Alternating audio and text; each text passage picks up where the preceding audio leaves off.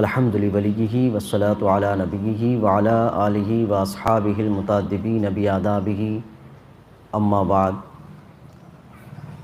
فاعوذ باللہ من الشیطان الرجیم بسم اللہ الرحمن الرحیم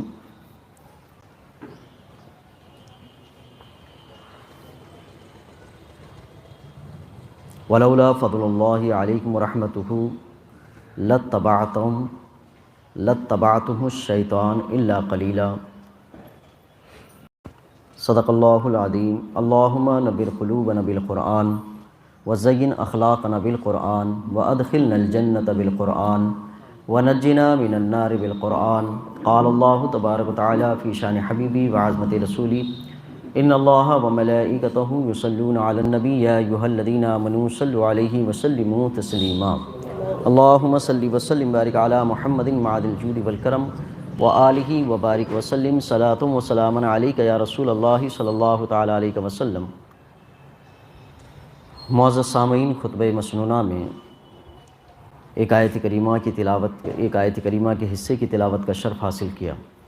آج کی اس محفل میں اسلامی نقطہ نگاہ، اسلامی تعبیرات، اسلامی سوچ و فکر، اسلام کا نقطہ نگاہ، اس حوالے سے چند باتیں آپ تک پہنچانی ہیں۔ اللہ میری زبان پر کلمہ حق کو جاری فرمائے۔ یہ ایک ضابطہ ہے کہ کسی بھی کامیابی کے لیے کہ اچھی سوچ، اس اچھی سوچ کے موافق عمل، پھر اس عمل کو خراب ہونے سے بچانا۔ اس ضابطے کے تحت انسان کی زندگی کا ایک معیار بنتا ہے، پھر کسی کام کی کامیابی کی بھی صورتیں ہمارے سامنے ہوتی ہیں۔ انسان کی زندگی بڑے طویل دور سے گزر جاتی ہے، لیکن اچھی سوچ کو متعین کرنے میں اس کو بہت وقت لگ جاتا ہے، بلکہ وہ عمر کے جس دور سے گزرتا ہے اپنی پچھلی فکروں کی وہ خود تردید کرتا ہے کہ میری پہلے سوچ جو تھی وہ ٹھیک نہیں تھی، میرا جو پہلے زاویہ سمجھ تھا یا میری جو فکر تھی وہ ٹھیک نہیں تھی۔ تو فکر ٹھیک نہ ہونے کی بنیاد پر جو اس کا جو نتیجہ باہر آتا ہے وہ خود اس کی تردید کرنے لگتا ہے۔ اسلام سب سے پہلے سوچ اور فکر کے دائرے کو متعین کرتا ہے، پھر اس کو ٹھیک کرنے کے لیے بندے کو ترغیب دیتا ہے کہ پہلے سوچ ٹھیک کر لی جائے۔ ہم جس دور سے گزر رہے ہیں ایک اختلافی دور ہے، یہ سوچ کا، عمل کا، دائرے کا، ہر کوئی اپنی سوچ کو دوسرے پر مسلط کرنے میں لگا ہوا ہے۔ چھوٹا بچہ بڑے کی بات تسلیم نہیں کرتا، وہ یہ سوچتا ہے کہ میں ٹھیک ہوں۔ جوان اپنے ماں باپ کی نہیں سوچتا، اس لیے کہ وہ سوچتا ہے کہ میں ٹھیک ہوں، اور بڑے یہ سوچتے ہیں کہ دونوں ٹھیک نہیں ہے کہ وہ سوچتے ٹھیک نہیں ہیں۔ ایک اختلاف کی، ایک کشمکش کی زندگی چل رہی ہے، اور وہی جب چھوٹا بڑا ہوتا ہے تو اپنے والد کا حوالہ دے کر یہ کہتا ہے کہ میرے ابا یہ کہا کرتے تھے، ہمارے بڑے یہ کہ بولتے تھے، ہم نے نہیں مانا، تم تو مانو۔ تو یہ ایک کشمکش کا دور ہے۔ صرف ایک گھریلو زندگی سے نہیں، ایک مومنٹ ہو، ایک تحریک ہو، ایک جماعت ہو، یا ایک مسلم امہ کا درد ہو، ان ساری چیزوں میں یہی چیز کار فرما ہے کہ ہر کوئی اس پر بات پر لگا ہوا ہے کہ میری سوچ ٹھیک ہے، تمہاری ٹھیک نہیں، تمہاری سوچ ٹھیک نہیں، اس کی سوچ ٹھیک ہے۔ سوچوں کو متعین کرنے میں وقت اتنا لگ جائے تو پھر عمل کا مرحلہ کب آئے گا، پھر نتیجہ پانے کا مرحلہ کب آئے گا؟ تو بڑے دور کے ہیں۔ کبھی اسکول پڑھنے والے بچوں سے پوچھیں جو 10th پڑھ رہے ہوں، بیٹا کیا ارادہ ہے آگے کا؟ ابھی کچھ سوچا نہیں، رزلٹ آئے گا تو بتائیں گے۔ اب رزلٹ آتا ہے، ایڈمیشن کالجز میں شروع ہوتے ہیں تو پٹ پٹ اس کا ذہن، اس کا ذہن، اس کا ذہن پٹ پٹ آ جاتا ہے۔ اس وقت جو رائے زیادہ جس کی آ گئی اس کی طرف ایڈمیشن لے لیا، طبیعت مائل نہیں ہو رہی ہے، سبجیکٹ سمجھ نہیں آ رہا ہے اس کو، پھر جڑ گیا، جڑنے کے بعد اب پیسے بھی پے کر دیا، فی بھی کر دی اس نے، ایڈمیشن بھی لے لیا، فرسٹ ایئر گزرنے بھی لگا، بعد میں پتہ چل رہا ہے یہ میرا سبجیکٹ نہیں تھا، میری طبیعت میں نہیں تھا یہ، یا میرا کالج ٹھیک نہیں ہے، یا مجھے لیکچر صحیح نہیں مل رہے ہیں۔ اب چینج کرے یا اسی کو لے کے چلے؟ تو لے کے چلنے کے بعد وہ پورا کر بھی لیا تو بعد میں بولتا ہے کہ نہیں، وہ ڈیسیژن صحیح نہیں تھا، تو جب ڈیسیشن لینا تھا وہ بات کو رکھا، اور جب لیا تو جلد بازی میں لیا۔ تو ان سارے کاموں کو اگر میں ایک ایک جزئیے کے اعتبار سے حل کرنے بیٹھوں تو ایسا لگے گا جزیات اتنے ہیں، کہاں سے ٹھیک کرنے کی شروعات کی جائے۔ اصل میں آتا ہے کلیہ، کسی بھی معاملے میں سوچ کیا ہے، اس سوچ کے دائرے کو متعین کرنے میں اسلام نے ہمیں احکامات دیے کہ ان احکامات کو آپ یہ پہلے سوچ رکھو، فکر رکھو، اس کے بعد عمل کا دائرہ بناؤ۔ قرآن کی آیت کریمہ جس سے یہ قانون اخذ کیا جاتا ہے، وَالْعَصْرِ إِنَّ الْإِنسَانَ لَفِي خُسْرٍ إِلَّا الَّذِينَ آمَنُوا وَعَمِلُوا الصَّالِحَاتِ وَتَوَاصَوْا بِالْحَقِّ وَتَوَاصَوْا بِالصَّبْرِ، سارے انسان گھاٹے میں ہیں زمانے کی قسم، سوائے اس کے جو ایمان لائے۔ ایمان لائے یعنی انہوں نے عقیدہ پہلے اچھا کر لیا، وَعَامِلُوا الصَّالِحَاتِ پھر اس عقیدے کے مطابق عمل کیا، وَتَوَاصَوْا بِالْحَقِّ وَتَوَاصَوْا بِالصَّبْرِ پھر ثابت قدمی بھی رہے اس پر، یعنی اس کو خراب ہونے سے بچا لیا۔ یہ تین چیزیں اس سورہ عصر سے ماخوذ ہوتی ہیں کہ پہلے دائرہ سوچ ٹھیک ہو، پھر اس کے موافق عمل ہو، پھر اس کو خراب ہونے سے بچائے۔ میں نے اس پر امثال بھی ذکر کی تھی اس سے پہلے کہ یہ ضابطہ ہر آدمی کے پاس ہونا چاہیے۔ اگر کسی کو یاد نہ ہو تو پھر میں ایک دو مثالیں ضرور ذکر کروں کہ کیا ہوتا ہے کہ انسان نیچی چیز سے لے کر اوپر کے معیار تک یہ ضابطہ کیسے کام کرتا ہے۔ ہمیں فنکشن کرنا ہوتا ہے، دعوت دینی ہے یا کسی کو، تو ہم پہلے مینیو طے کرتے ہیں، یعنی سوچ ٹھیک کرتے ہیں کہ کیا بنانا ہے۔ پھر اس مینیو کو اچھے انداز سے بنانے کے لیے ایک اچھے عامل کو تلاش کرتے ہیں جو باورچی ہے۔ پھر اس باورچی کو یہ ہدایت ہوتی ہے کہ مہمان آنے تک کھانا گرم رہنا چاہیے، خراب نہیں ہونا چاہیے۔ ہم کپڑا خریدنے جاتے ہیں تو سب سے پہلے یہ طے کرتے ہیں کہ کپڑا کتنا اچھا ہو، پھر اس کے بعد ایک اچھے سے ٹیلر کا انتخاب ہوتا ہے، یعنی اس سوچ کو عمل کے موافق لانا۔ پھر اس کو اچھے سے استری کر کے الماری کی ایک اچھی زینت والی جگہ پہ رکھتے ہیں کہ خراب بھی نہ ہو، تب ہم زینت والے مانے جاتے ہیں۔ ہر شے میں یہی ضابطہ کام کرتا ہے جس کو اچھائی کے معیار تک پہنچانا ہو۔ اسلام ہماری سوچ اور زاویے کیسے ٹھیک کرتا ہے۔ میں اب جس مرحلے میں بھی جو انسان کھڑا ہوا ہے اس کی آپ یہ پوچھیں کہ آپ جو کام کر رہے ہیں اس میں آپ کی تھیوری کیا ہے، آپ کی سوچ کیا ہے۔ اگر آپ نے مان لیا کہ سب لوگوں نے یہ طے کر دیا کہ یہ تھیوری اچھی ہے تو اس تھیوری کے مطابق عمل ہو رہا ہے کہ نہیں ہو رہا ہے۔ اگر عمل ہو رہا ہے تو اب نتیجے کی امید لگائیں آپ۔ اگر سوچ کے موافق عمل نہیں ہو پا رہا ہے تو عمل کی سوچ اور عمل میں مطابقت نہیں ہے تو پھر نتیجہ آپ کا ٹھیک نہیں آئے گا۔ یہ جو پروگرام ہے ہمارا، اس میں کتنی مرتبہ سوچ بدلی، کبھی اسٹیج ہمارا ایسے لگا، کبھی ادھر لگا، اب پھر اس پر اطمینان نہیں ہے، اس لیے کہ آپ لوگوں کے لیے بہتر ہے، اس چیز کے لیے بہتر ہے، لیکن میرے بولنے کے لیے بہتر نہیں، تو ساروں کے اعتبار سے یہ نہیں ٹھیک ہوا تو اب ہم نے سوچ بدلی ہے کہ پھر دوبارہ اس کو ادھر ہی لگائیں گے۔ تو اتنے ہفتے کے بعد بھی سوچ ہم ٹھیک نہیں کر پا رہے کہ اس کو پیچھے لگائے تھے تو یہ سوچ تھی کہ ہوا سے گر رہا ہے، پھر اس کے بعد ہوا سے گر رہا ہے تو یہ، اب میری کیفیت یہ ہے کہ مجھے بولنے کے لیے ادھر بھی دیکھنا ہے، ادھر بھی دیکھنا ہے، ادھر بھی دیکھنا ہے، تکلیف میں ہوں، ان ٹھیک پہ ہے، تو یہ کیفیت ہو رہی، تو سوچ ہماری ٹھیک نہیں ہو پاتی۔ پھر سوچ ٹھیک نہیں ہو پاتی تو عمل اس کے موافق نہیں ہو پاتا، موافق نہیں ہوتا تو نتیجہ بھی ٹھیک نہیں۔ اس سے پرابلم یہ ہو رہی ہے کہ میں ادھر دیکھ کے بول رہا ہوں، ادھر دیکھ کے بول رہا ہوں، ادھر دیکھ کے بول رہا ہوں، اس کو تکلیف ہے۔ اس کو اس لیے تکلیف ہے کہ ادھر دیکھ کے بولتے وقت مائک کی آواز اس میں ٹھیک نہیں جا رہی ہے، وہ آن لائن جو سن رہے ہیں وہ بول رہے ہیں کہ آپ کے بعض الفاظ سنائی نہیں دے رہے جب آپ پلٹ جاتے ہیں۔ آپ بتائیں، ہم اتنے دن سے یہ کام کر رہے ہیں ابھی تک سوچ ٹھیک نہیں کر پائے تو عمل کب ٹھیک ہوگا اور سب کے لیے نفع بخش کب بنیں گے ہم؟ یہ چیز اسلام کی ایک تھیوری ہوتی ہے ہر چیز میں۔ ابھی مولانا نے تقریر کرتے ہوئے کہا کہ دل کو ستھرا کرنے کے لیے تکبر سے پاک ہو بندہ، یہ ایک ضابطہ دیا اسلام نے، ایک سوچ دی۔ غیبت سے پاک ہو، یہ چیز بھی دی۔ ہمارے پاس سوچوں کا معیار کیسے ہو رہا ہے میں بتاؤں۔ غلط فہمیاں اسلام کے تعلق سے یا اسلامی تعلیمات کے حوالے سے کیسے پیدا ہوتی ہیں۔ ہم نے ایک حدیث سنی کہ جس میں یہ بیان کیا گیا کہ 40 مرتبہ کسی گھر میں سورہ بقرہ پڑھی جائے تو اس سے دفع بلاغیات ہوتی ہیں، مصیبتیں دور ہوتی ہیں۔ حدیث پڑھی ہم نے، حدیث بیان کی، فضیلت بیان کی اور سورہ بقرہ کے فضائل کو ذکر کیا۔ سامعین کے کانوں تک یہ بات ٹکرائی، انہوں نے ایکسپٹ کیا اور اس کو قبول کیا، اور 40 دن انہوں نے اس پر عمل کرنے کے لیے، اس سوچ پر عمل کرنے کے لیے ایک نے طریقہ اختیار کیا کہ ریڈیو میں لگایا، ایک نے طریقہ اختیار کیا موبائل میں لگایا، ایک نے طریقہ اختیار کیا کہ باہر سے مولوی صاحب کو بلایا، ان کو پڑھایا۔ تینوں نے اس سوچ کے موافق میں عمل کرنے کی کوشش کی۔ اب یہ صورت ہوئی، 40 دن پڑھانے کے بعد ان کی ایک نیت تھی کہ میرے گھر میں یہ بلا ہے، یہ مصیبت ہے، یہ پریشانی ہے، دفع ہو جائے۔ پھر اس کے بعد نہیں ہوئی۔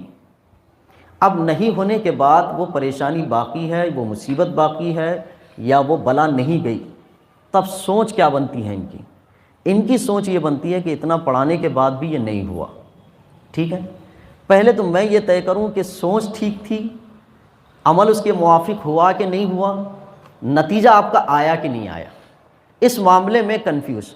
ہم جب فضائل بیان کرتے ہیں تو یا تو ہم پورے فضائل تمام جہتوں سے نہیں بیان کرتے، یا سامنے والا پوری جہتوں سے اس کے معلومات لے نہیں پاتا، جس کی وجہ سے نتیجے تک ہم ٹھیک نہیں پہنچ پاتے۔ حدیث میں یہ بات براہ راست لکھی ہوئی کہ سورہ بقرہ کی بنیاد پر 40 دن اگر تلاوت ہوتی ہے تو دفع ہو جاتا ہے، لیکن ریڈیو سے بجنے سے صرف فضیلت سماعت کی حاصل ہوتی ہے، دوسرے کے پڑھوانے سے تھوڑی فضیلت گھر کو اور تھوڑی فضیلت پڑھنے والے کو حاصل ہوتی ہے۔ اگر بندہ خود پڑھے تو خود کو اور گھر والوں سب کو نفع ملتا ہے۔ تو سوچ کے موافق عمل نہیں ہو پا رہا، عمل نہ ہونے کی بنیاد پر اب صورت کیا ہو جاتی ہے کہ نتیجہ جب ٹھیک نہیں آتا ہے تو آدمی سوچتا ہے کہ یہ نہیں کہا مولوی صاحب ہمیں نہیں آتا ہے پڑھنا، اچھا پڑھنا جن کو آتا ہے ان کو، بھئی بلا آپ کے پاس، مصیبت آپ کے پاس، پریشانیاں آپ کے پاس، حل بھی نکالنے کے لیے آپ کو آنا پڑے گا نا۔ اب یہ تو بات نہیں ہوئی کہ کھانے کی طرح تو نہیں ہے کہ بھئی کھانے کا مینیو ہم طے کریں گے، باورچی بنا کے جائے گا، لذتیں ہم لیں گے۔ دین کی سوچ میں ایسا نہیں ہے، اس کو آپ تھوڑا سا خود کرنا پڑے گا۔ میرے استاد نے یہ بات بار ذکر کی تھی اور اس کو میں بار بار ذکر کر چکا ہوں کہ کسی کی جانب سے کوئی چیز پڑھوائی جاتی ہے تو وہ ضرور برکت دیتی ہے، اور جب بندہ خود پڑھتا ہے تو وہ زیادہ برکت والی شے ہے۔ وہ کیسے کہ جب کوئی 1.25 لاکھ مرتبہ آیت کریمہ گھر میں پڑھوائے تو مان لو کہ بارش کے قطروں کی طرح 1.25 لاکھ قطرے اس کے اوپر پڑے کہ گھر میں آ کے گرے، لیکن 1.25 لاکھ مرتبہ کوئی گھر میں خود پڑھے اکیلا تو اس کی مثال بوریل یا کنویں کی طرح ہے۔ باہر والا پڑھے گا، اگر 3 دن تک سیلاب جیسا بارش بھی آئے گا، گھر بھر جائے گا، پھر تھوڑے دن بعد خالی بھی ہو جائے گا، لیکن خود پڑھے گا تو بوریل جیسی صورت ہوگی، کنویں جیسی صورت ہوگی، جب چاہے گا بٹن دبائے گا نکال لے گا۔ یہ کیفیت ہوتی۔ ہمارے گھروں میں قرآن کی تلاوت کی طرف لانے کے لیے آپ کو یہ مثال اپنے ذہنوں میں بیٹھا لینی ہے۔ فضیلتیں ہم سن تو لیتے ہیں، لیکن فضیلتوں پہ عمل کرنے کا جو دائرہ متعین کرتے ہیں وہ دائرہ ہمارے پورے فضائل حاصل کرنے کے برابر نہیں۔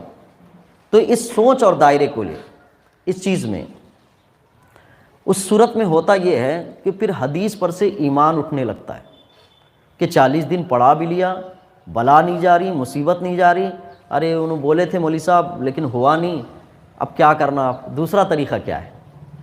سوچ کا دائرہ ایسا بھی ہو گیا ہے کہ عوام یہ چاہتی ہے کہ بری بری چیزیں جتنی بھی ہو ہم کرتے رہیں، اچھائی کا ایک طغرا ایسا لگے ساری برائیاں لے کے جائے، ایک طغرا ایسا دو۔ وہ کبھی طغرے والے کہتے ہیں ہم سے کہ لوگ آتے ہیں نماز کا، انہیں نماز کی فکر نہیں ہے، انہیں نیکیوں کے ذریعے سے اللہ کی رحمتیں لانے کی فکر نہیں ہے، انہیں برائیوں کو دفع کرنے کی فکر نہیں ہے، ایک فکر یہ ہے کہ 200-300 روپے کا ایک طغرا ہو اور گھر میں لگے تو بلائیات دفع ہو۔ کس سے ہوتی ہیں؟ کہا 4 کل لگا لیں گے تو دفع ہو جاتی ہے۔ یہ سوچ مناسب نہیں ہے کہ اس کے ذریعے سے دفع بلائیات نہیں ہوتے۔ سوچ و فکر کے دائرے کو بتا رہا ہوں۔ حدیث میں آیا کہ اللہ کے رسول ارشاد فرماتے ہیں کہ جب آذان پڑھی جائے تو آذان کی آواز جہاں تک پہنچتی ہے شیطان بھاگ جاتا ہے، یہ حدیث میں ہے۔ لیکن ہو سکتا ہے کہ آذان سے بھاگنے والا شیطان الگ ہو، مسجد میں آنے والا الگ ہے۔ حدیث میں یہ بھی ہے کہ جب بندے نماز پڑھتے رہتے ہیں تو 2 صف یعنی صف کے درمیان 2 بندوں کے اگر کاندھے نہ لگے ہوئے ہوں تو بیچ میں شیطان داخل ہوتا ہے۔ آذان ہونے کے بعد گیا اور نماز کے موقع سے شامل بھی ہے، صحابہ کرام حضور کی بارگاہ میں عرض کرتے ہیں کہ یا رسول اللہ صلی اللہ علیہ وسلم، ہم نماز پڑھتے رہتے ہیں، ایسے ایسے خیالات آتے ہیں کہ زبان سے ہم ذکر نہیں کر سکتے۔ حضور نے فرمایا کہ یہ وسوسے ہیں شیطان کے، تم بائیں جانب ہکار دیا کرو تو وسوسے دفع ہو جائیں گے۔ تو صحابہ کے پاس بھی آتا ہے شیطان، جو صحابہ جو نیکیوں کا ایک منبع ہیں، جن کی نیکوکاری کی ضمانت قرآن دیتا ہے رضی اللہ عنہم، کہ ان سے اللہ راضی ہو گیا، ہم میں تو ابھی کوئی ضمانت ہی نہیں آئی، تو آتا ہے۔ تو شیطان جاتا بھی ہے آتا بھی ہے۔ سورہ بقرہ پڑھنے سے فضیلتیں حاصل بھی ہوتی ہیں، لیکن اگر گھر میں بلائیات لانے کی صورتیں ہوں گی تب بلائیات رہتی بھی ہیں، جاتی نہیں۔ حضور نے ارشاد فرمایا روزانہ ہر بندے کے پاس اللہ کی رحمت کے فرشتے آتے ہیں، روزانہ۔ میں نے اس سے پہلے رحمت کا معنی بتایا تھا کہ رحمت کہتے کس کو ہیں۔ روزانہ اللہ کی رحمت کے فرشتے بندوں کے پاس آتے ہیں، لیکن 3 مقام پر فرشتے نہیں آتے۔ ایک جہاں تصویر ہو، دوسرا کتا ہو۔ یہاں حضور نے فرمایا رحمت کے فرشتے آتے ہیں لیکن ان کو دیکھتے ہیں چلے جاتے ہیں۔ تو ہم رحمت اللہ کی طلب کر رہے ہیں، رحمت آ بھی رہی ہے لیکن جانے کے سامان بھی ہم نے ساتھ میں رکھا ہوا ہے۔ کتنے گھروں میں سورہ بقرہ کی تلاوت مولوی صاحب کر رہے ہوتے ہیں، گھر میں ٹی وی بھی چالو رہتی ہے اور بری باتیں بھی چلتی رہتی ہیں، برے سلوک بھی چلتے رہتے ہیں۔ تو ایک طرف برکت آنے کا کام ہو رہا ہے، بلائیات کو جانے کا کام ہو رہا ہے، اور ایک طرف بلائیات کو رکھنے کا کام ہو رہا ہے، ان کو گھر میں جگہ دینے کا کام ہو رہا ہے۔ تو اس صورت میں ایسے تضادات سے اسلام کا نتیجہ آپ چاہیں گے کہ اسلام ہمیں اچھا نتیجہ دے، تو تب تو نتیجہ ملنا نہیں۔ یہ تو صورت وہ ہوئی کہ ایک شخص جو ہے میٹھا بھی بنانا چاہتا ہے دودھ کھوے کو ملا کے، لیکن اس کے ساتھ کھٹا ڈال کے ملانا چاہتا ہے، دہی ڈال کے بنانا چاہتا ہے کہ دہی بھی پڑے گی اس میں، دودھ بھی رہے گا، کھوا بھی رہے گا، میٹھا بن جائے۔ تو شاید کوئی باورچی تیار نہ ہو ایسے میٹھا بنانے میں۔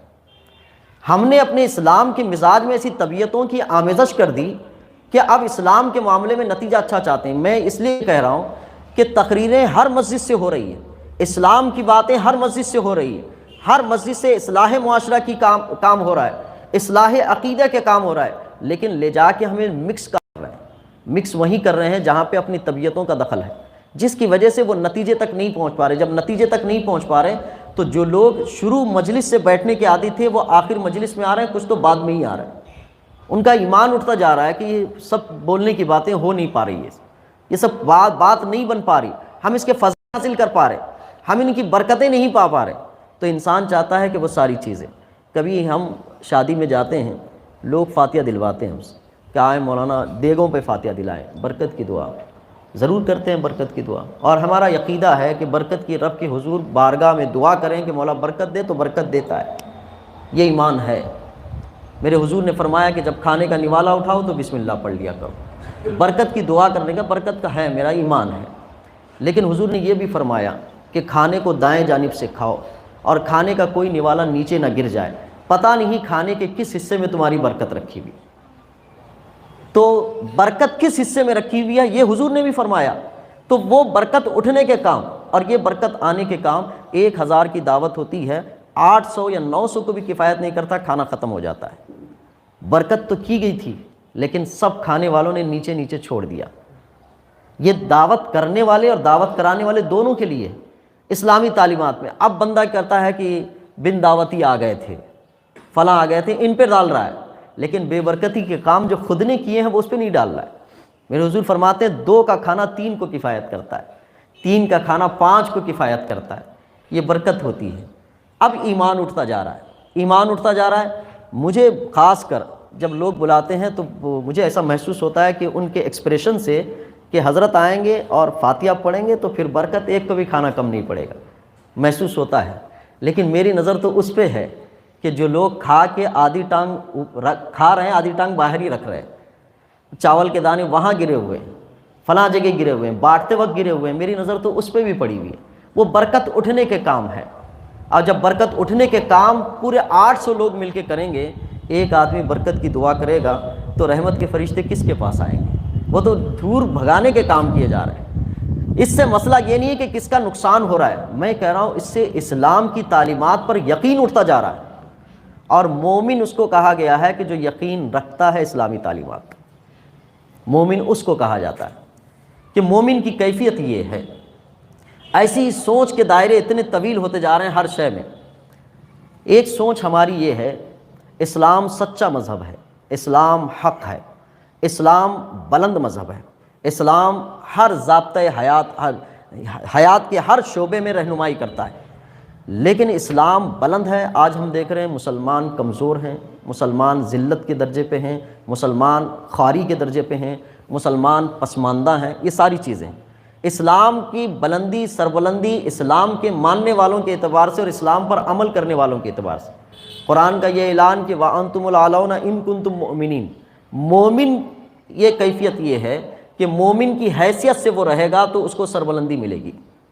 اب ہم اور آپ اگر اپنے مومنانہ جائزہ لیں کہ کیا مومن ہیں تو سربلندی کا تصور ہم کر سکتے ہیں، اللہ نے اس کا وعدہ لیا ہے۔ اگر مومن نہیں ہے تو سربلندی کا وعدہ یا دعویٰ یا سربلندی کا نتیجہ صرف اللہ کے فضل پر ہے کہ ہمارے گناہوں کی بخشش فرما کر وہ سربلندی عطا کرے، تو اس کی نعمت ہے۔ وہی نعمت یہ ہے کہ ہمیں زندگی دی، ہمیں حیات دی، سانس لینے کا موقع، نیند دی، بیداری دی، حیات دی، بولنے کی طاقت دی، سننے کی طاقت دی، شعور دیا اور کمانے کا طریقہ دیا، یہ ساری نعمتیں ہیں۔ اگر وہ ہماری بدعمالیوں پر گرفت فرما دیتا تو بہت ساری چیزوں کی ہماری بندش بھی لگوا دیتا کہ یہ تمہارا کام بند ہوگا۔ تو سربلندی اسلام کی ضرورت ہے، لیکن مومنوں کی بلندی کے لیے مومن کو اسلام کے دائرے پر آنا ہوگا۔ اسلام ہمیشہ سربلند رہے گا اپنے اعمال کی بنیاد پر، اسلام اپنے اقوال کی بنیاد پر، اسلام اپنے نظریے کی بنیاد پر، اسلام اپنی سوچ کی بنیاد پر، اسلام اپنی احکامات کی بنیاد پر، یہ ہمیشہ سربلند رہے گا۔ طریقہ کیا ہے، سمجھنے کا طریقہ کیا ہے؟ آج ہمارے ملک میں ہم یہ ایک گلا شکوہ کرتے ہیں کہ مسلمانوں کے ساتھ یہ ہو رہا ہے اور عدل اور انصاف کے تقاضے پورے نہیں کیے جا رہے ہیں، اور برائی اچھائی پر قابض ہوتی جا رہی ہے۔ یہ اسی سوچ و فکر کو اسلام کہا جاتا ہے۔ اسلام آج بھی سربلند کہ وہ عدل کو چاہ رہا ہے، وہ ظلم کی مذمت کر رہا ہے۔ اسلام نے یہ کہا ہر آدمی چاہتا ہے کہ میں سچے کے ساتھ جڑا رہوں اور جھوٹے کے ساتھ نہ جڑا رہوں، اسلام یہی کہتا ہے۔ اسلام آج بھی سربلند ہے۔ جو لوگ اجتماعی طور پر کمیٹیاں بنا کے کسی پر ظلم کرنے کے لیے جٹے ہوئے ہیں، وہ خود بھی چاہتے ہیں کہ آپس میں ہمارے ساتھ جو جڑا ہوا ہو کوئی جھوٹا نہ ہو، وہ خود بھی چاہتے ہیں۔ وہ جھوٹ بول کر دوسرے پر مسلط ہونا چاہ رہے ہیں، لیکن وہ خود آپس میں چاہتے ہیں کہ میرے ساتھ کوئی جھوٹ نہ بولے۔ یعنی اسلام ابھی بھی سربلند ہے کہ سچائی کو ہی چاہتا ہے، انسان سچائی کو چاہ رہا ہے۔ کسی کو پر ظلم کرنے کے بعد جو احساس ندامت ہوتی ہے، وہ اس کے برائی کا احساس دلاتی ہے، یہ اسلام ہے، اور اسلام آج بھی سربلند ہے۔ اسلام کی سربلندی اس کو کہا گیا ہے۔ آج جو شراب پیتا ہے، شراب پینے والے کو مہذب طبقے میں قراب ہی سمجھا جاتا ہے، یہ اسلام کی سربلندی ہے۔ کسی کے ساتھ برا سلوک کوئی کرے، بد اخلاقی کرے، آج بھی اس کو برا سمجھا جاتا ہے۔ یہ اسلام کی سربلندی ہے کہ اسلام اخلاق کی تعلیم دیتا ہے، چاہے وہ مسلم میں ہو یا غیر مسلم میں۔ اسلام کی سربلندی کا معنی اور مطلب یہ ہے کہ وہ اپنے احکام کے اعتبار سے سربلند رہے گا۔ اس کے احکام انسانیت کے اعتبار سے نازل کیے گئے ہیں، تو جہاں جہاں انسانیت ہوگی اور انسانیت کی فکر ہوگی، اس کے احکام کا ذکر ہوگا، اسی بنیاد پر اسلام کی سچائی اور اس کی بلندی کا تذکرہ ہوگا کہ اسلام اسی چیز کا حکم دیتا ہے۔ اس کو یوں بھی سمجھیں، ایک صاحب ابھی اپنے ہمارے احباب میں تھے، ان کے پوسٹر نام آئے تو سب سے نیچے انہوں نے نام دیکھا۔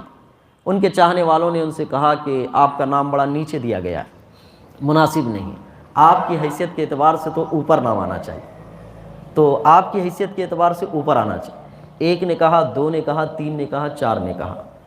تو اب ان کا جواب کیا ہوگا، کیونکہ چاہنے والے ہی یہ دائرہ طے کرتے ہیں کہ آپ کا مقام و رتبہ کیا ہے۔ تو چاہنے والے نے دائرہ طے کیا کہ آپ اوپر مقام میں آنا چاہیے، آپ کا نیچے مقام میں نہیں آنا چاہیے، انہوں نے آپ کے ساتھ ذرا زیادتی کی۔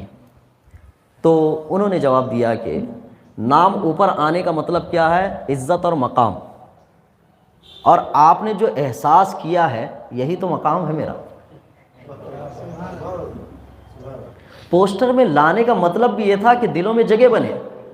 آپ تو دیکھ ہی رہے ہیں کہ نیچے آنے کے بعد بھی آپ جگہ دے رہے ہیں مجھے، اس سے بڑا مقام مجھے کیا چاہیے۔ یہ اسلام ہے۔ اسلام کی سربلندی کا معنی اور مطلب یہ ہوتا ہے۔ میرے آقا کریم صلی اللہ علیہ وسلم کی عز و انکساری اتنی مشہور، لیکن سید الانبیاء ہیں، سید النبیین ہیں، خاتم النبیین ہیں، کیا مقام و رتبہ ہے۔ عجز و انکساری کی بنیاد پر سربلندی، اسلامی احکامات، اسلام کی سربلندی۔ کبھی اپنے دل و دماغ میں یہ بات مت لائیں کہ اسلام نیچے ہوتا جا رہا ہے، اسلام اوپر ہی ہوتا جا رہا ہے، اسلام بلند ہی ہوتا جا رہا ہے۔ آج بھی جس نے بھی غلط فیصلے لیے، اگر ججمنٹ کے مقام پر بیٹھ کر، تو انسانیت اس کے اوپر انگلی اٹھا کے کہہ رہی ہے کہ غلط فیصلہ دیا، یہی اسلام ہے کہ اسلام عدل پہ بات کرتا ہے۔ اگر کسی نے ظلم کیا ہے اور ظلم کر کے اپنے آپ کو بہت اچھا شمار کر رہا ہے اور انگلیاں اٹھ رہی ہیں کہ اس نے ظلم کیا ہے، یہی اسلام کہتا ہے۔ اسلام کی تعلیمات ہمیشہ سربلندی کی، فطرت انسانی کے مطابق اسلامی احکامات آئے۔ تو اس چیز کو سمجھنے کی ضرورت ہے۔ اسلام سے مسلمان محبت کرے، اسلامی تعلیمات سے مسلمان محبت کرے، یہ اس کے لیے کافی ہے۔ اور اسلام سربلند رہے گا، ہمیشہ قیامت تک رہے گا۔ ہاں، جب اس کو ختم ہونا ہوگا وہ ہو کر رہے گا۔ اس کی بھی تاریخیں طے ہے کہ جب اسلام اور اسلام کے ماننے والے دنیا سے رخصت ہو جائیں گے تو کفر ہی کفر ہوگا، تو قیامت کا وقوع بھی ہوگا۔ لیکن ایک بحیثیت مسلمان ہم کم سے کم ان واقعات کے ضمن میں یہ تو نہ لیں کہ اسلام سرخرو نہیں ہو رہا ہے، اسلام کی بے عزتی ہو رہی ہے، اسلام کا فلاں ہو رہا ہے۔ اسلام ہمیشہ سرخرو رہے گا، اسلام ہمیشہ سربلند رہے گا۔ ایک ضابطہ یہ بھی ہے کہ کسی چیز کی کثرت یا جو کثیر ہوگا، جو زیادہ ہوگا، وہ صحیح ہوگا اور حق پر ہوگا۔ اس کو آج ایک معیار بنایا گیا کہ کثرت، کوانٹٹی جدھر زیادہ ہوگی وہ صحیح اور حق ہے۔ اس مسئلے کو ہم نے، اس نظریے کو پہلے بھی پیش کیا تھا۔ آج آن لائن جو لوگ خریداری کرتے ہیں وہ اسٹار دیکھتے ہیں کہ اس کو 4 اسٹار ملے ہیں کہ 5 اسٹار ملے ہیں، کہ اس کے خریدنے والے کتنے ہیں۔ جو چیز زیادہ خریدی جا رہی ہے اس کا مطلب ہے یہ زیادہ اچھی ہے۔ کسی جلسے میں لوگ کثرت سے ہوں، اتنے لوگ آئے تھے، تو کثرت یہ معنی بتاتی ہے کہ یہ زیادہ حق پر ہے، اور کثرت کا معیار حق کی علامت بنایا گیا۔ اسلامی نقطہ نگاہ اس میں یہ ہے کہ ہمیشہ کثرت حق کا معیار نہیں ہوتی، ہمیشہ اکثر جو ہے وہ حق کا معیار نہیں ہوتا۔ قرآن پاک میں آیتیں ہیں، آپ لفظ کثیر اور اکثر کو اٹھا کر دیکھیں قرآن پاک میں، وہاں پہ یہ آیا ہے کہ فَأَكْثَرُهُمْ فِيهِ الْفَسَادُ، کہ اکثر لوگ فساد میں ہیں، کہ اور زیادہ تر اکثر لوگ عقل نہیں رکھتے ہیں، اکثر لوگ سمجھدار نہیں ہیں۔ قرآن پاک میں اکثر کا لفظ آیا ہے، فسادی ہیں، اکثر لوگ ظالم ہیں، اکثر لوگ سمجھدار نہیں ہیں، اکثر لوگوں کو علم نہیں ہے۔ اور جہاں لفظ تھوڑا آیا ہے وہاں پہ لکھا ہوا ہے کہ تھوڑے ہی لوگ ایمان والے ہیں، تھوڑے ہی لوگ اچھے ہیں، تھوڑے کا ایمان۔ آج ہماری زندگی کا اکثر معیار یہ ہے کہ جہاں کثرت ہوگی، کوانٹٹی ہوگی، وہاں پہ کس مسجد میں جانا پسند کریں گے؟ جہاں لوگ زیادہ آتے ہیں۔ آپ کس جلسے میں جانا زیادہ پسند کریں گے؟ جہاں لوگ زیادہ آتے ہیں۔ کس سامان کو خریدنا پسند کریں گے؟ جو سامان زیادہ خریدا جاتا ہے۔ اور کمپنی بھی اسی معیار، اسی سوچ کے مطابق اپنے پروڈکٹ کو آگے کرتی۔ کون سا چینل زیادہ یہ ہے، اس کے ویورز اور سبسکرائبر زیادہ ہیں، زیادہ کی طرف پیچھے، اور اس زیادہ کو بھرتی کرنے کے لیے، اپنی اچھائی کا معیار بنانے کے لیے زیادہ کی کوانٹٹی برابر کی جا رہی۔ اصل میں اچھائی اور حق اور سچائی کا معیار یہ ہے کہ تھوڑے لوگ ہوں، اچھے ہوں۔ اگر اس ملک کے نظام کو، الیکشن کو اس چیز پر ڈیپینڈ کیا جائے کہ صرف پڑھے لکھے لوگ ووٹ دیں گے اور جو گریجویشن ہیں وہ لوگ ووٹ دیں گے اور منتخبہ آدمی کو لائیں گے، تو میرے خیال سے غیر پڑھا لکھا آدمی جلدی لیڈرشپ میں نہیں آئے گا، کیونکہ پڑھا لکھا آدمی غیر پڑھے لکھے کو اپنے اوپر جلدی سمجھنا ہی نہیں چاہے گا، وہ ہمیشہ پڑھے لکھے کو لانا چاہے گا۔ تو پڑھے لکھے لوگوں کی ترجیحات بڑھتی جائے، کیونکہ یہاں کوالٹی دیکھی گئی ہے، کوانٹٹی نہیں دیکھی گئی۔ تو کوالٹی سے کوالٹی کا وجود آئے گا، کوانٹٹی سے صرف یہ صورت پیدا ہوتی ہے کہ کسی چیز کی کثرت ہو جائے۔ اور یہ جو نظام بنایا گیا ہے جمہوریت کا، اکثریت کا، وہ اسی لیے بنایا گیا ہے کہ جن کے پاس دماغ کم ہے ان کو تعداد کہ تھوڑے دماغ والے ساروں پر حکومت کریں۔ یہ سسٹم بنایا گیا، یہ کثرت کا معیار بنایا گیا۔ تو کثرت حق کی جانب نہیں ہوتی، کثرت صداقت کی طرف نہیں ہوتی ہے۔ میں نے اکثر کہا، ہاں کہیں کہیں کثرت کا لفظ سچائی اور صداقت کا بھی ہے۔ میرے حضور ارشاد فرماتے ہیں تزوج الودود الولود، نکاح کرو ایسی خاتون سے جو محبت دے اور تمہیں صاحب اولاد بنائے، کہ تمہاری اولاد کی کثرت کی وجہ سے میں دوسری امتوں پر فخر کروں گا۔ یہاں کثرت کو حضور نے فخر کی علامت بتایا کہ اولاد کی کثرت، تو کہیں کثرت سچائی اور حق کا معیار بنے، لیکن اکثر کثیر یہ ہے کہ سچ اور حق نہیں ہوگا۔ تو ہم اور آپ جب بھی جائیں کسی چیز کی طرف تو کوانٹٹی کی طرح اعتبار سے نہ جائیں، کوالٹی کے اعتبار سے جائیں۔ آپ کو یہ دیکھنے کو ملے گا، کبھی یہ میسج آتا ہے ہمارے پاس کہ بازار کی طرف جانے والوں کی یہ قطار ہے، تھیٹروں کی طرف جانے والی یہ قطار ہے، اور فلاں کھیل کود کی طرف جانے والی یہ قطار ہے، کسی فلم اسٹار کی طرف جانے والوں کی قطار یہ ہے، مسجد میں جانے والے کی قطار یہ ہے۔ تو آپ کس کو ترجیح دیں گے؟ کثرت کو دیں گے کہ قلیل کو دیں گے؟ قلیل کو، کہ قلیل ہی بہتر ہے۔ مسجد کا جانے والا راستہ ہی بہتر ہے، بازار کے جانے والے راستے بہت ملیں گے، تھیٹر کی طرف جانے والے راستے بہت ملیں گے۔ ایک روایت میں نے سنائی تھی اس سے پہلے بھی کہ ایک شخص دعا مانگ رہا تھا کہ مولا مجھے تھوڑے لوگوں میں بنا اور مجھے تھوڑے لوگوں میں اٹھا، مجھے تھوڑے لوگوں کی مجلس میں رکھ۔ حضرت عمر فاروق رضی اللہ تعالیٰ عنہ اس کی دعا سن رہے تھے۔ حضرت عمر فاروق رضی اللہ تعالیٰ عنہ سے پوچھا کہ یہ تھوڑے کا فلسفہ کیا ہے، کہ تھوڑے میں بٹھا، تھوڑے میں اٹھا، تھوڑے میں رکھ۔ تو اس نے کہا کہ اے عمر، آپ نہیں پڑھتے کہ اللہ تبارک تعالیٰ اکثر لوگوں کو جہنم میں ڈال دے گا، اکثر لوگ فسادی ہیں، اکثر لوگ ظالم ہیں، اور تھوڑے لوگ ایمان والے ہیں۔ تو حضرت عمر فاروق نے کہا کہ ہاں ٹھیک کہتے ہو، اپنی دعا میں مجھے بھی شامل کر لو، تھوڑوں میں مجھے بھی رکھوا لو۔ اب آئیں آپ اپنے شہر کے ہر چیز میں دیکھیں جہاں کثرت اور قلت ہو۔ کثرت جس چیز کی ہوتی ہے وہ کوالٹی کم رکھتی ہے، اور جو قلت ہوتی ہے وہ کوالٹی اچھی رکھتی ہے، قلت کی چیز ہوتی ہے۔ تو یہ سوچ و فکر کا دائرہ ہمیں تھوڑا سا بدلنا پڑے گا، کیونکہ سوچ و فکر ہی سے عمل بنتا ہے، اور عمل ہی سے نتیجہ نکلتا ہے۔ اسلام نے ان چیزوں کی طرف ایسی، اس کو کہتے ہیں کہ فکر قرآن، جو ڈاکٹر اقبال نے بھی کہا تھا کہ تم خوار ہوئے تاریک قرآن ہو کر، کہ قرآن پر عمل کرنا چھوڑ دیا تم نے، اس اعتبار سے جو ہے تم تاریک یعنی خوار ہوئے، نہ ذلیل ہوئے، رسوا ہوئے۔ قرآن پر عمل کرنے کا معنی اور مطلب کیا ہوتا ہے؟ قرآن پر عمل کرنے کا معنی اور مطلب یہ ہوتا ہے کہ ہم اپنے اعمال کو قرآن سے منطبق کر کے دیکھنے کی کوشش کریں، ایسے منطبق کرنے کی کوشش کریں۔ کبھی ریڈی میڈ کپڑے کی دکان پہ جاتے ہیں تو ہم کپڑے کو اپنے اوپر جج کر کے دیکھتے ہیں، تھوڑا سا بھی بڑا ہوا تو نہیں لیتے، تھوڑا سا بھی چھوٹا ہوا تو نہیں لیتے۔ ایگزیکٹ ہونا چاہیے جو شولڈر کو اور کالر کو اور اپنے آستین کو برابری میں لائے، تب جا کے ہم یہ کہتے ہیں کہ میرا ریڈی میڈ کے اعتبار سے فٹ ہوا۔ ہم جو سوچ رہے ہیں، ہم جو عمل کر رہے ہیں، اس اعتبار سے یہ صورت اگر پائی جائے کہ وہ قرآن کے مزاج کے حساب سے ہے تو آپ سمجھیے کہ ہم پرفیکٹ لباس قرآن میں ہیں۔ اگر نہیں ہے تو سمجھیے ہم کپڑا پتل یعنی ڈھیلا یا بالکل ٹائٹ پہن کے پھر رہے ہیں اور اس کو اسلام نام دے رہے ہیں۔ کبھی بھی اسلام کی یہ تصویر باہر نہیں آئی، صحیح تصویر نہیں آئے گی۔ اس کو یوں سمجھیں، قرآن نے کہا کہ جب کوئی بات آپ تک پہنچے تو آپ اس کی تحقیق کر لو، یہ قرآن نے کہا کہ جب بھی کوئی بات آپ تک پہنچے۔ لیکن میری اور آپ کی طبیعت کیا ہے؟ میری اور آپ کی طبیعت یہ ہے، اگر کوئی میرا چاہنے والا مجھ سے ایک بات کہے میری تعریف کے معاملے میں یا میری برائی کرنے والوں کے معاملے میں، تو میں اس سے دلیل بھی نہیں پوچھتا، تحقیق بھی نہیں کرتا، کیونکہ وہ میرا چاہنے والا ہے۔ چاہنے والا ہے، تعریف کر رہا ہے تو بس ختم ہو گئی بات۔ اور کوئی برائی کر رہا ہے اس کے بارے میں تو میں فوراً ہی نکار دوں گا کہ ختم ہو گئی بات۔ لیکن اسلامی لباس یہ نہیں، اسلامی نقطہ نگاہ یہ ہوتا ہے کہ تعریف کر رہا ہے تو سب سے پہلے دیکھ لو کہ تم وہ تعریف کے لائق ہو کہ نہیں۔ اگر تعریف کے لائق ہو تو ٹھیک، اگر تعریف کے لائق نہیں ہو تو سب سے پہلے لباس اتار دو کہ یہ تمہارے پرفیکٹ مزاج کا نہیں ہے۔ برائی کر رہا ہے تو اسلام نے کہا ہے کہ برائی تمہاری کی جا رہی ہے تو تم دیکھ لو وہ برائی تمہارے اندر ہے کہ نہیں، اگر ہے تو اصلاح کر لو، اگر نہیں ہے تو یہ سمجھو سامنے والا غلط فہمی میں، یہ لباس اتار دو۔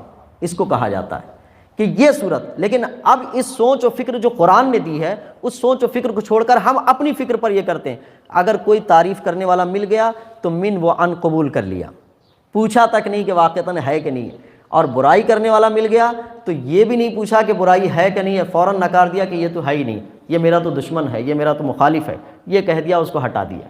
یہ مزاج قرآن نہیں ہوا۔ مزاج قرآن تو یہ ہوا کہ بھئی چیک کر لو اپنے اندر۔ اللہ کے نبی صلی اللہ علیہ وسلم کی عادت کریمہ اس حیثیت سے کہ حضور کو برا کہا جاتا تو آقا کریم صلی اللہ علیہ وسلم فرماتے ہیں کہ وہ برا کہے اللہ نے مجھے محمد بنایا ہے۔ بہت تعریف والا بنایا، یہ حضور کا فرمان ہوتا۔ اور جب حضور کی کوئی تعریف کرتا تو تعریف کرنے میں اگر تعریف کے الفاظ ٹھیک نہیں ہوتے تو میرے حضور اصلاح فرماتے، مجھے ہندوستان کی تلواروں میں سے ایک تلوار نہ کہا کرو، مجھے اللہ کی تلواروں میں سے ایک تلوار کہا کرو۔ یعنی خود تعریف کے الفاظ بھی حضور دیتے کہ یہ کہا کرو میرے لیے۔ لیکن میرے اور آپ کے لیے کیا آسان ہے اس بات کو تسلیم کرنا؟ اگر مجھے انوائٹ کیا جائے اور یہ کہا جائے علامہ، فہامہ، محدث، شیخ الحدیث، ناظم اعلیٰ، فلاں، تب تو پھولے نہ سمائے کفن میں آنسے، دل گارڈن ہو جاتا ہے کہ سارے القابات سن کر۔ کل کو انہی القابات کی بنیاد پر ایک شخص میرے پاس آئے، کہا آپ مفتی ہیں، اس بارے میں فتویٰ دیجیے۔ اب سوچ میں لگ گئے فتویٰ کہاں سے ہم سے دیا پائے، وہ تو اسٹیج پہ بول دیا گیا۔ تو یہ کیسی صورت ہے؟ یہ ایک اپنے آپ کے ساتھ دھوکے کی صورت ہے، یہ دھوکے والی صورت ہے۔ اس دھوکے والی صورت میں انسان کو سمجھ لینا چاہیے کہ ہم کس دائرے میں۔ اسلام پرفیکٹ دین کا معنی معلوم یہ ہوتا ہے کہ آپ کے لیے جو لفظ ہے، میرے استاد علامہ محدث کبیر علامہ ضیاء المصطفیٰ مدد اللہ العالی، آپ کو جب علامہ کہا گیا تھا تو آپ نے کہا تھا کہ بتاؤ الفاظ اپنے معنی کھو رہے ہیں، معنی ہی نہیں رکھتے ہیں الفاظ، مجھ جیسے لوگوں کو لوگ علامہ کہہ رہے ہیں، جبکہ علامہ کہے جانے پہ شاید کسی کا اختلاف ہو کہ آپ کو علامہ نہ کہا جائے، لیکن وہ کہتے ہیں کہ یہ لفظ میرے لیے نہیں ہے، یہ ان کے لیے ہے جن کے پاس علم کا جبل استقامت ہو۔ یہ کیفیت ان کی تھی۔ میرے استاد انہوں نے کہا کہ جب ان کو بلایا گیا کہ ایک ناظم اجلاس نے بلاتے ہوئے کہا کہ ہمارے درمیان اسٹیج پہ ایک علم کے ویسے مینار بیٹھے ہوئے ہیں کہ اگر سارے علماء کو ایک پلے پہ رکھا جائے اور ان کو ایک پلے پہ رکھا جائے تو ان کا پلہ بھاری ہوگا۔ میرے استاد کھڑے ہو گئے اور انہوں نے کہا کہ یہ موازنہ جو ناظم اجلاس نے کیا ہے پتہ نہیں یہ ترازو کہاں سے لائے ہیں، میں تو علماء اپنی مجلس میں مجھے بیٹھنے کے لیے دے دیں یہ میرا نصیبہ ہے، یہ کہا۔ جبکہ حقیقت یہ تھی کہ اسٹیج پہ جتنے علماء تھے علم سے ان کا معیار بہت بلند تھا، لیکن انہوں نے کہا کہ مجھے بیٹھنے کے لیے بھی دے دیا جائے تو کافی ہے۔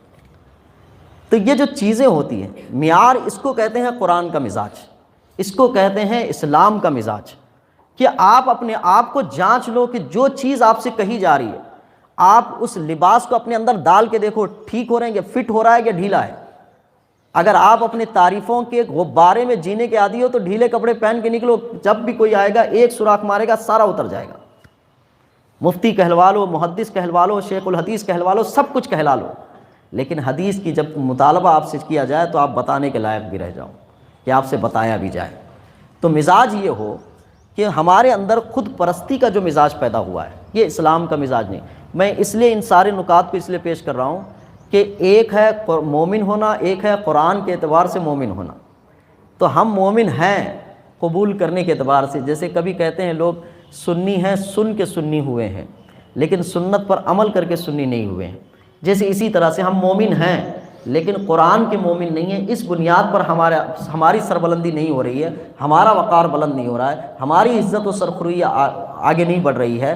اسلام کی تو سرخروئی ہمیشہ رہے گی، اسلام تو ہمیشہ سربلند رہے گا، اسلام ہمیشہ تقویت والا رہے گا۔ اسلام کی اونچائی اور اس کا معیار اتنا بلند کہ انسانیت کوئی گھٹانا بھی چاہے تو نہ گھٹا پائے۔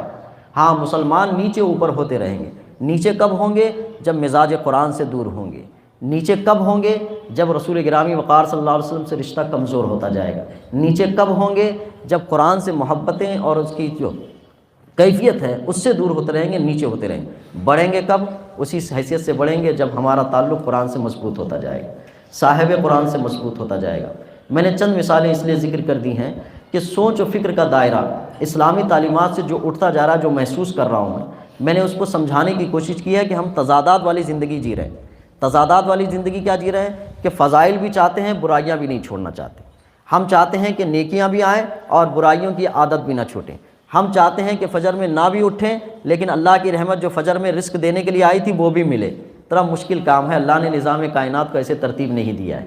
نظام کائنات کو یوں ترتیب دیا ہے، رزق جو فجر میں تمہیں دیا جانا ہے فجر میں اٹھنے والے کو ملنے والا ہے۔ ہاں آپ سوئے رہیں گے، آپ کو نیند کا مزہ ملے گا، آپ کو سونے کا مزہ ملے گا۔ سونے کے مزے کے ذریعے سے رزق نہیں ہو۔ یہ سلیپنگ پارٹنر کی کوئی حیثیت نہیں ہے یہاں پہ کہ سلیپنگ پارٹنر رہ کے بھی کمایا جائے۔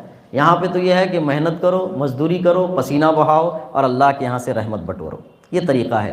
چند باتیں ہم نے آج محفل میں ذکر کی ہیں، انشاءاللہ اس کو کئی اور زاویے سے آگے بھی ذکر کریں گے۔ اللہ مجھے آپ کو عمل کی توفیق عطا فرمائے۔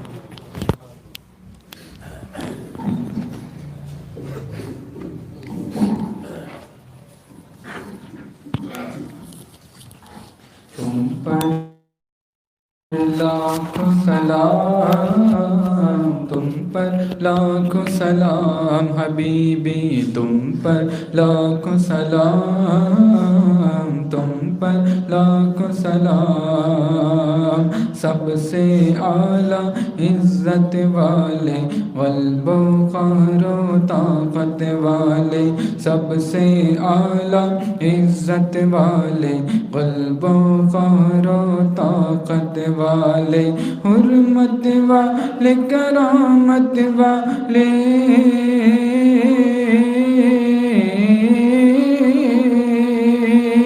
حرمت والے کرامت والے، تم پر لاکھوں سلام، تم پر لاکھوں سلام، تم پر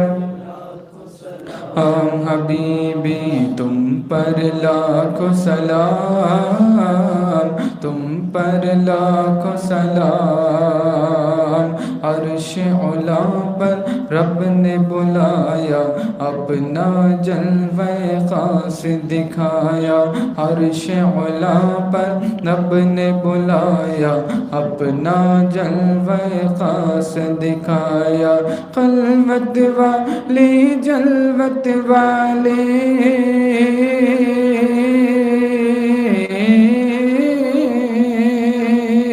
خلوت والے جلوت والے، تم پر لاکھوں سلام، تم پر لاکھوں سلام، تم پر لاکھوں سلام حبیبی، تم پر تم پر لاکھوں سلام، آپ کا چاہا رب کا چاہا، رب کا چاہا آپ کا چاہا، آپ کا چاہا رب کا چاہا، رب کا چاہا آپ کا چاہا، رب سے ایسی چاہت والے،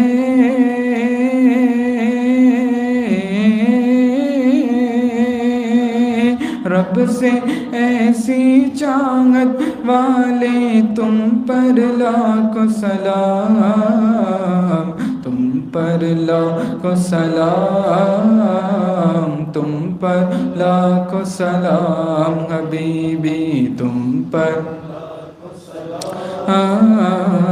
تم پر لاکھوں سلام، خواب میں جلوہ اپنا دکھاؤ، نوری کو تم نوری بناؤ، خواب میں جلوہ اپنا دکھاؤ، نوری کو تم نوری بناؤ، اے چمکیلی رنگت والے،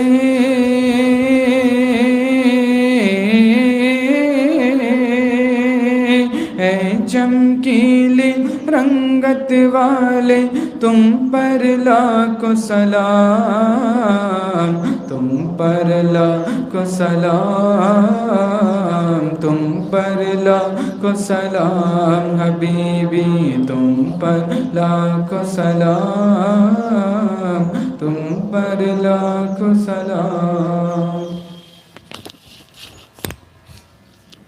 السلام علیکم ورحمۃ اللہ، السلام علیکم ورحمۃ اللہ صلی اللہ علیہ وسلم، مولا کریم تیرے حبیب پاک صلی اللہ علیہ وسلم کے صدقے اس محفل کو قبول فرما، جو کچھ بولا گیا سنا گیا ہے، جو کچھ صحیح ہے مولا ہم سب پر اپنا فضل خاص عطا فرما، بولنے سننے میں کسی قسم کی شرعی لفظی اصطلاحی غلطی ہو تو اپنے فضل خاص سے درگزر فرما، ہم سب کو ایمان کی زندگی ایمان کی موت عطا فرما، عزت کی زندگی عزت کی موت عطا فرما، اسلام اور مسلمانوں کو سب کوئی عطا فرما، سب بلندی عطا فرما، جہاں کہیں مسلمان پریشان حال ہیں سب کی پریشانی دور فرما، اور اپنی غیر سے مسلمانوں کے لیے مدد فرما، فرشتوں کی تائید سے مدد فرما، روح الامین کی تائید سے مدد فرما، ابابیل کے لشکر سے ہم سب کی مدد فرما، اس ملک میں امن و امان عطا فرما، فرما، مولا مظلوموں کے حقوق کی بحالی کے لیے مرد مجاہدہ پیدا فرما، غیر سے مدد و نصرت عطا فرما، مولا اس ملک میں کسانوں کے